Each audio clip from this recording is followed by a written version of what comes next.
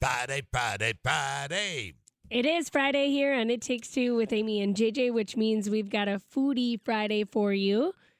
It's like a throwback. It Takes Two with Jack and Amy today, and Chef Scott Motschenbacher joins us again. Hi, Chef. Welcome back. Good to be here. How are ya? I'm doing well. How are you guys? We're so great. Things slowing Good. down now that no one's golfing. Or, I mean, I guess you technically probably could golf right now. Yeah, I mean, you're not golfing out at Oxbow, that's for sure. I mean, we have simulators that stay pretty busy, but yeah, I don't know. I think Leonard might be open this weekend. They're always looking for people to come out. Yeah. So what's on the lunch menu today? So on the lunch menu today, we're going to talk, because it is so cold out. I figured we'd talk about some beef stew, because I love that. What warms you up better than some beef stew in these cold days that we're going through right now? So I actually just texted a friend about this the other day, because I know that she's a beef stew girly. Like, she's making it all the time. And I said, can you send me your recipe? And she said, I can try. I don't really have a recipe. You just kind of, it's like chili. Once you make it a few times, you get a feel for what you like, and then you can kind of make it your own. Yeah, that's exactly it. I mean, it's very much like chili. I mean, everybody kind of has their own tastes and what they like to add, different herbs, spices, things like that. Okay, so give us the basics. I know you can buy the stew meat that's already cut up and ready to go. Yep. She said, You're not a butcher. Go buy the cut up stew meat. That's what she said to me. Yeah, and that's it. That totally makes sense. There's some of the guidelines. One of the biggest things is going to be the cut of beef that you use. You're not going to put like beef tenderloin in this, because there's not a whole lot of intermuscular fat. But if you do want to cut up your own stuff instead of grabbing the stew meat, I highly suggest the chuck roast that you see.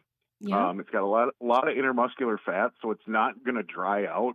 Sometimes you get a beef stew, and the meat's in stew and it's covered with liquid and stuff, but the meat can still very much be dry. With the chuck roast, like I said, there's plenty of intermuscular fat, so it's never going to really dry out on you unless you continue to cook the heck out of it. Scott, what I have done to a certain level of success, and that I didn't have any stomach cramping after eating it, was I like to make a Mississippi pot roast, which turns it very tender, and it's got a whole flavor all of its own. And I eat that as normal, but I will also chop that up later and put it in as an added attraction in my beef stew and in chili. It doesn't cook, it doesn't cook for the full duration, but that's just a little added attraction for you. Continue. Yeah, absolutely. And as a chef, that's something you got to think about when you're operating a restaurant. Is say maybe you run a pot roast special. Okay, we didn't sell all the pot roast. Okay, now we're going to make a chili, or we're going to make a stew because we have this this leftover beef. But yeah, so just kind of a quick run through on a recipe. So cube up some chuck roast, and you're gonna cook this in a big stock pot. Use a little bit of oil and high heat. And you don't want to throw it all in at once, because it's going to cool your stock pot down so much, and you're not going to get that nice, it's called the Maillard effect, where it's actually the caramelization of the meat. So you're going to cook this, if you're doing a pound, do like a third of it at a time, and remove that stuff from the pot, put it aside. You're going to have all those little tasty bits that are stuck to the bottom. So now at this point, we're going to toss in a little butter, and then we're going to put in a mirepoix. So that's going to be carrots, celery, and onions. And so we're going to cook that in the pot. And then when those start to soften up a little bit, we'll hit it with some red wine. Use like a nice Cabernet, because that's going to have a nice, deep, robust flavor. And that's what you're looking for in a stew, is those deep, deep flavors. And so after you deglaze, throw in a little tomato paste, because that, again, is going to give you some of those deeper richer flavors. And then just reduce that down a little bit, add some beef stock, and then you put your beef back in. And about 10 minutes after that, throw in the potatoes, cubed up potatoes.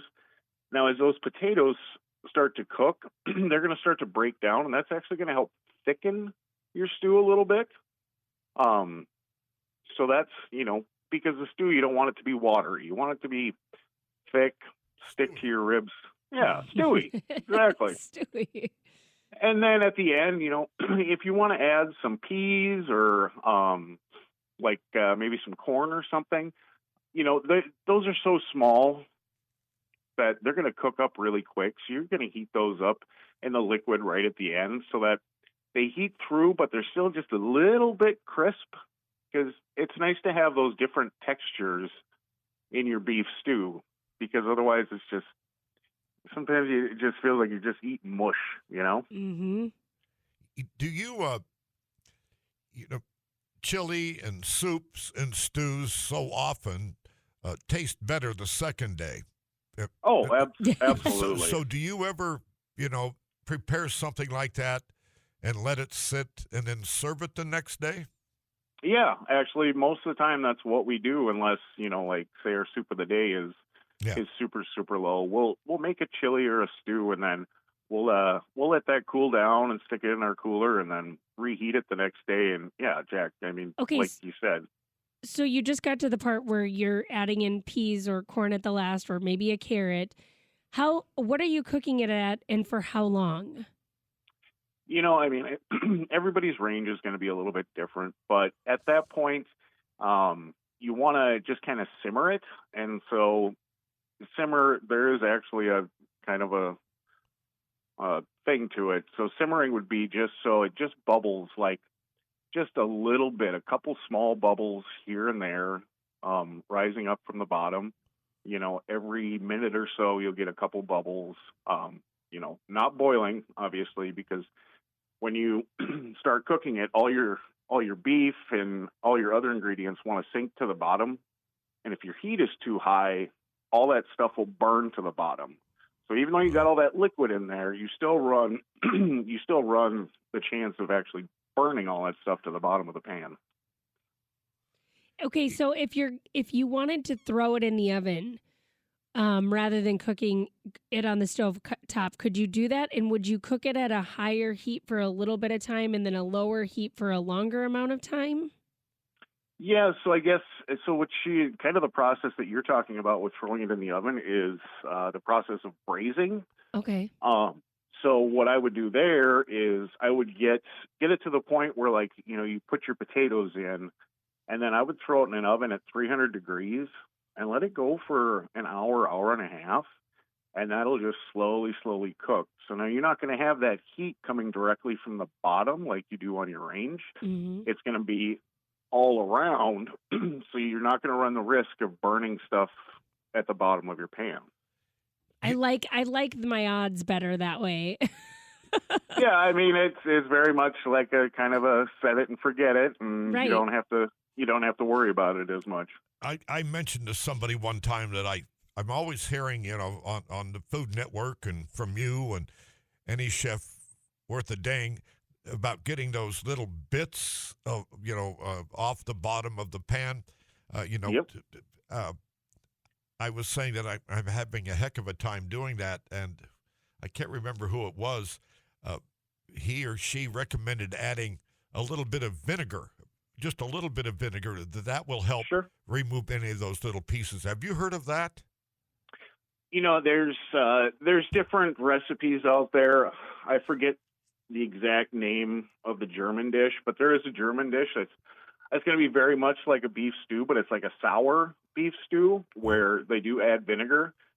But, like I said, after you cook everything in that pan and then you deglaze it with that red wine, and then you just kind of slowly kind of scrape the bottom, that's when all those little bits are going to loosen up and ultimately, obviously, work its way into the stew. Right. Well, this person, you mentioned the red wine, and this person didn't. So, and he or she didn't say that it made it sour, just said it picked up those bits. I like the idea of the red wine better. So, okay, thank you. Yeah, because you're adding a flavor. I mean, Yeah. with the red wine, you're adding an acid, and with like a beef stew, you to me, you kind of want more of that alkaline flavor and not that acid flavor. Just because, I mean, it goes good with a nice piece of crusty bread, and yeah. So you get it out, and it's not as thick as you want it to be, right? We were just talking about how it's thick. Can you just add like a slurry to a stew without it changing how it tastes? Yeah, absolutely. I mean, if you just do like a cornstarch slurry, which is just going to be, put a little bit of cornstarch in a bowl and then pour a little water into it, and then just slowly add that, and bring that pot up to a boil when you're doing this, because it's not going to get to its full thickness unless it gets to a boil first. So, add just a little bit, because that stuff has a lot of thickening power, because you can certainly overdo it. So just add a little bit at a time, stir it in. If it's not quite as thick as you want it, add a little bit more. This is cooking. Just have fun with it. The slow cooker, I've discovered that. Can you make a beef stew as good a beef stew in a slow cooker as you would normally do it?